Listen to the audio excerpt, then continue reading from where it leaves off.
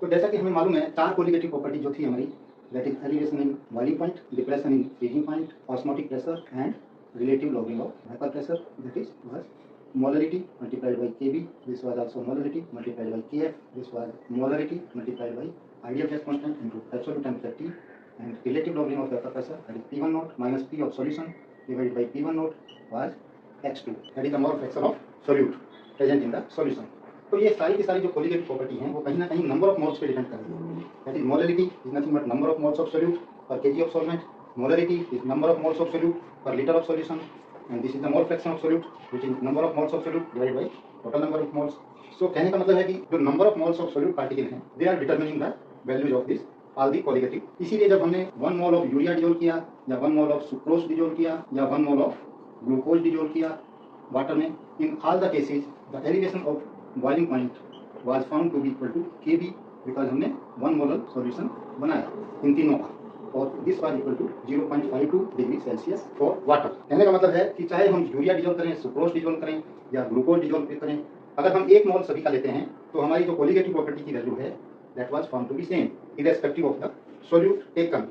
Okay, but हुआ क्या, जब हमने एक इलेक्ट्रोलाइट सब्सटेंस को वाटर में डिजोल्व किया, मान लीजिए मैंने 1 मोल ऑफ सोडियम क्लोराइड को डिजोल्व किया, तो क्या हुआ, जो मेरा एलिवेशन इन बॉइलिंग पॉइंट था that has come 1.04 degree Celsius, that is nothing but 2 times of 0.52 degree Celsius, कुछ डबल हो गया। तो colligative property was found twice. तो इसका जो है ब्रांच ऑफ फैक्टर यहीं से हमारा शुरुआत हुआ।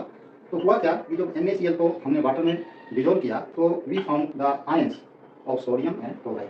तो जब मैंने 1 mole of sodium chloride dissolve किया तो मुझे 1 मोल ऑफ सोडियम आयन मिला और 1 मोल ऑफ क्लोराइड आयन मिला, यानी मेरे सॉल्यूशन में जो नंबर ऑफ मोल्स जो है वो डबल हो गए। That is why the elevation of boiling point was found 2 times, because we know that colligative property depends only on the number of particles and not on the nature.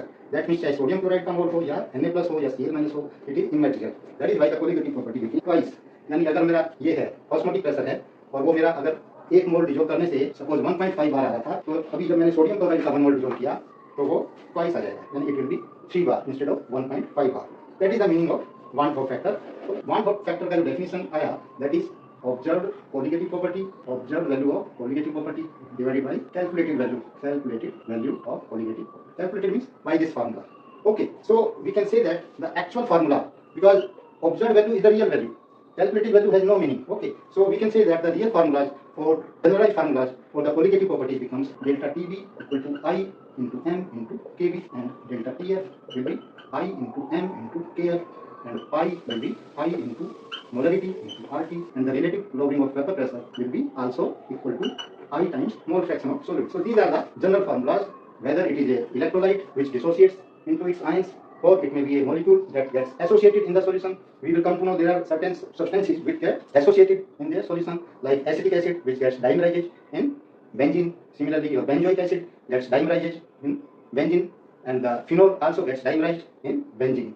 So in that case the values of I will become less than 1. In case of electrolytes the values of I will be greater than 1. So these are the general formulas. In case of urea or glucose we can say that I is equal to 1 because they do not associate or dissociate in the solution.